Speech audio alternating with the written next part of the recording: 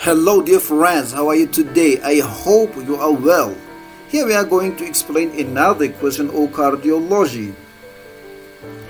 A 69-year-old man has the following ECG. What is the single most appropriate next step in management? Okay, we must look carefully at the patient's ECG. We can see an irregular rhythm in this ECG.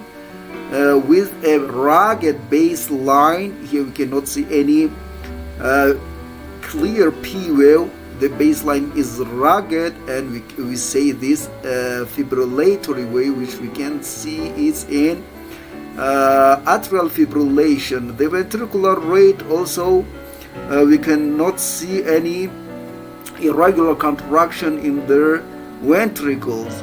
The or intervals is not constant. We can see different or intervals in this ECG, and is pathognomic in atrial fibrillation. Here we are going to see these choices: metoprolol, metoprolol, B, digoxin, C, carotid sinus massage, D, adenosine, E, amiodarone. And here, as the patient is an old man, metoprolol or beta blocker is a better choice. If the patient was a young man or a young patient with a stable signs and symptoms, we can say that other choices we must think about adenosine. We must think about carotid sinus massage and valsalva manual. But if the patient is an old patient, rate control with metoprolol is a better choice. Here we are going to explain their choice. The diagnosis here is atrial fibrillation. As we said, here we can see F waves or fibrillatory waves here of fine waves, and here we cannot see any consistency between or intervals.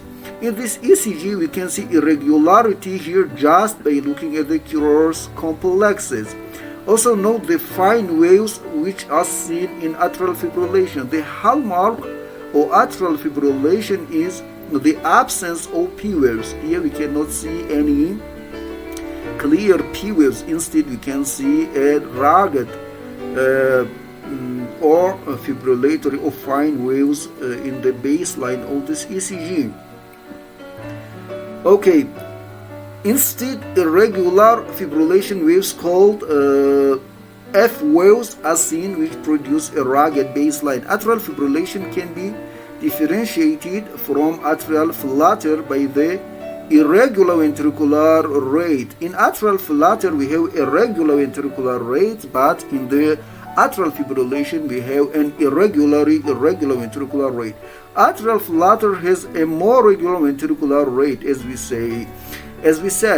This ECG is showing the difference between atrial fibrillation and atrial flutter. As we can see, in atrial fibrillation we have no consistency between or intervals, and we have no any clear P waves. Instead we have a rugged baseline pattern. But in atrial flutter we have regular rhythm, atrial regular rhythm.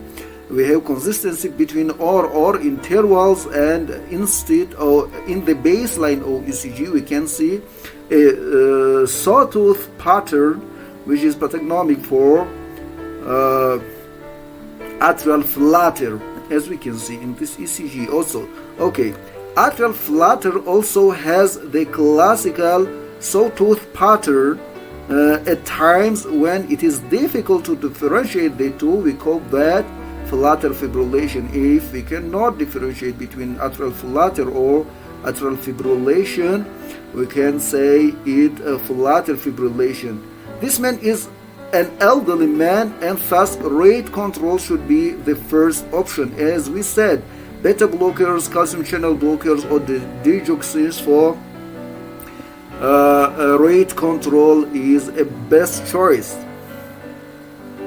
Digoxin should be reserved for patients coming with atrial fibrillation and heart failure together, and it's not first choice with the patients which are coming only with atrial fibrillation.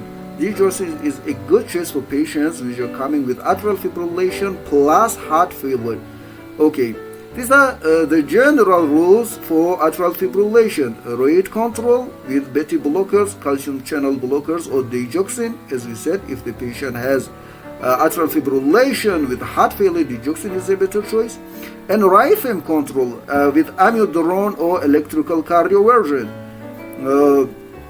Okay, these are treatments, but if the patient is young and hemodynamically stable, first we must start with carotid massage while salvo maneuver. If there is no any response, then we can think about amiodarone or electrical cardioversion. Okay, rate control, beta blocker or calcium channel blocker or digoxins. As we said, if symptoms are not well controlled, we can use combinations of beta blockers, calcium channel blockers like this.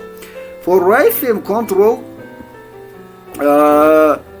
is preferred in paroxysmal atrial fibrillation, young patients, symptomatic younger patients presenting for their first time, as we say. If new onset atrial fibrillation and plus the patient is hemodynamically unstable, emergency electrical cardioversion is the best choice. Okay, the patient is young, we must start with Valsalva maneuver, we must start with carotid massage and 3 dose of adenosine. But if there is no any response, we can think about other choices. But if the patient is coming, the patient is an old man or old patients coming with signs and symptoms of ventricular, coming with signs and symptoms of atrial fibrillation, we can think about